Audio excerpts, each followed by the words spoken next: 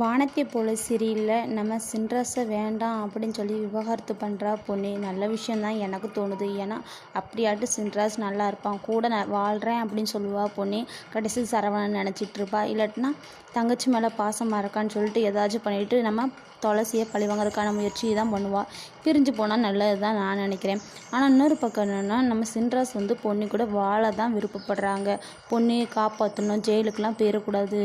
சரவணனை கொலை பண்ண விஷயத்தில் நம்ம பொண்ணுக்கே தெரியல அப்படிங்கிற பட்சத்தில் பொண்ணு பாவம் தானே, அவள் ஜெயிலில் போயிடக்கூடாது அப்படிங்கிற பொண்ணு மேலே அக்கறையாக தான் இருக்காங்க நம்ம சின்ராஸ். இதெல்லாம் புரிஞ்சிக்காத பொண்ணு நம்ம சின்ராஸை விவாகரத்து பண்ணணும் அப்படின்னு நினைக்கிறாங்க. அதனால நம்ம பொண்ணியோட அப்பா இருக்காங்கள்ல, சின்ராஸ் நல்லவர், நீ ஏன் இப்படி புரிஞ்சிக்காமல் இருக்க, ஊருக்கே நல்லது பண்ணுறேன், உனக்கு நல்லது பண்ணாமையா இருப்பாங்க, அவங்க எது பண்ணாலும் நல்லதுக்காக தான் இருக்கும், பொண்ணு நீ புரிஞ்சுக்க அப்படின்னு சொல்லி பொண்ணுக்கு அவங்க அப்பா அட்வைஸ் பண்ணுறாங்க. அதை கேட்கவே மாட்டுக்கா பொண்ணியோட அம்மா. இங்கே பாருங்கள், நீங்கள் சின்ராஸ்க்கு இங்கேருந்து ஒத்து ஊதிட்டு இருக்கிற வேலை வச்சுக்கிறாதுங்க, இல்லை இங்கேருந்து அவனுக்கு இதாக சப்போர்ட்டாக பேசிகிட்டு இருந்தீங்க, நீங்கள் சின்ராஸ் வீட்டிலேருந்து பேசுங்க, இங்கெல்லாம் இருக்காதுங்க அப்படி சொல்லி அவங்க அப்பாவே திட்ட ஆரம்பிக்கிறாங்க எல்லாரும். பாவம் தான், அவரும் என்ன பண்ணுவார், பிள்ளை சேர்ந்து வாழணும் புருஷன் கூட அப்படி தான் நினைப்பாங்க, தாய் தகப்பன் அப்படி தான் நினைப்பாங்க இல்லையா, அப்படி தான் அவங்க நினைக்கிறாங்க. ஆனால் பொண்ணி புரிஞ்சுக்கிற பாடு இல்லை, பொண்ணியோட அம்மாவும் புரிஞ்சுக்கிற பாடு இல்லை. இன்னொரு பக்கம் என்னென்னா, நம்ம ராஜபாண்டி துளசி கூட வாழணும், புது வாழ்க்கையை ஆரம்பிக்கணும், பழசெல்லாம் மறந்துடணும். அதாவது துளசி இதுக்கு மேலே கற்பமாகனு சொல்லி சண்டை போட்டது, அப்புறம் நம்ம ராஜபாண்டி 2வது தரமாக கல்யாணம் பண்ண போனது, அது எல்லாத்தையும் மறந்துடும் துளசி. நம்ம புதுசாக வாழ்க்கையை ஆரம்பிப்போம், நமக்குன்னு ஒரு குழந்தைய பற்றிட்டு நம்ம சந்தோஷமாக இருப்போம் அப்படின்னு சொல்லிட்டு ராஜபாண்டி துளசிட்டு சொல்கிறாங்க. ஆனால் துளசி மைண்ட் எல்லாம் மாறி போய் இருக்குது. என்ன மாறி போய் இருக்குன்னா, அண்ணன் வாழலை, அண்ணன் ரொம்ப கஷ்டத்தில் இருக்கான், பொண்ணு இந்த மாதிரி ஜெயிலில் இருக்கா, அதுவும் ஜெயிலேருந்து வெளியே பழி வாங்குவேன்னு வர சொல்லிக்கிட்டு இருக்கா. அப்படிங்கும் பட்சத்தில் அதை பற்றி தானே யோசிப்பேன், நமக்காண்டி தான் நம்ம அண்ணன் இத்தனை நாள் கஷ்டப்பட்டாங்க, இப்போ அண்ணனுக்கு ஒரு கஷ்டப்பட்டுட்டு இருக்கான், அந்த டைம் நம்ம சந்தோஷமாக எப்படி வாழ்கிறது, எந்த தங்கச்சியாக இருந்தாலும் அப்படி தான் நினைப்பா. அதுதான் நம்ம துளசியும் நினைக்கிறாங்க. ஆனால் ராஜபாண்டி இதெல்லாம் புரிஞ்சுக்கவும், வா நம்ம ஜாலியாக இருக்கலாம், நம்ம குழந்தை பெற்றுக்கலாம் அப்படிங்கிற மைண்ட்லேயே நம்ம ராஜபாண்டி பேசிக்கிட்டு இருக்காரு. நம்ம துளசி என்னன்னே அவாய்ட் பண்ணி ரவுண்டு போயிட்டுருக்காங்க. இன்னொரு பக்கம்னா, பொண்ணி சின்ராஸ் வீட்டுக்கு அவளோட திங்ஸ்லாம் இருக்கும்ல, ட்ரெஸ்லாம் இருக்கும்ல, எல்லாத்தையும் எடுக்கிறக்காண்டி வாரா. அப்போ நம்ம சின்ராஸும் இப்போயே பொண்ணி புரிஞ்சிக்க, உங்களோட நான் வாழ் தான் விருப்பப்படுறேன், ஏன் நீ இந்த மாதிரிலாம் பண்ணுற, விவாகரத்துலாம் பண்ணணும்னு நினைக்காத, இங்கேயே இரு, எதுக்கு வீட்டு விட்டு போகணுன்னு நினைக்கிற, நம்ம சேர்ந்து வாழணும் உனக்கு ஆசையே இல்லையா அப்படின்னு சொல்லி கேட்குறாங்க.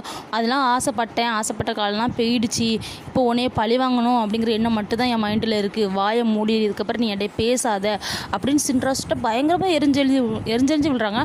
ஆனால் சின்ராஸே ஆச்சு, நீ ஏன் ஒரு ஆளா அப்படின்னு சொல்லிட்டு போகாமல் கெஞ்சிக்கிட்டு தான் இருக்காரு. அது பார்க்க தான் கொஞ்சம் கஷ்டமாக இருக்குது. ஏன்னா பொண்ணி காப்பாற்றணுங்க இருக்கான்னு தான் இவ்வளோதும் பண்ணிக்கிட்டு இருக்காரு. அதை புரிஞ்சுக்காம பொண்ணி பழி வாங்குவேன் அதுன்னு சொல்கிறா. உன்னையும் உன் தங்கச்சியும் நிம்மதியாக இருக்க வாழவே விட மாட்டேன், உங்கள் நிம்மதியெல்லாம் கெடுப்பேன், எப்போதுமே உங்களுக்கு கஷ்டத்தை மட்டுமே கொடுத்துட்ருப்பேன், விலகி இருந்தாலும் அதுதான் பண்ணுவேன், கூட இருந்தாலும் அதுதான் பண்ணுவேன் அப்படி சொல்லிட்டு சவால்லாம் விட்டுட்டு போகிறா பயங்கரமாக. அதுதான் பார்க்க கொஞ்சம் கஷ்டமாக இருந்துச்சு. ஏன்னா வேனுக்குனே துளசிக்கு இன்னொரு பிரச்சனை காத்துட்ருக்கு, நம்ம துளசிக்கு சின்ராஸுக்கும் இன்னொரு பிரச்சனை காத்துட்டு தான் இருக்கணும்னு சொல்லணும். ஏன்னா சரவணனை கொலை பண்ணிட்டாங்க, பொண்ணு தான் கொலை பண்ணா, ஆனால் புதைச்சது நம்ம சின்ராஸு. இப்போ சரவணனை தேடி அவங்க அம்மா அவங்க அக்காலாம் கேஸ் கொடுத்துருக்காங்க, போலீஸ் ஒரு பக்கம் தேடிக்கிட்டு இருக்கு.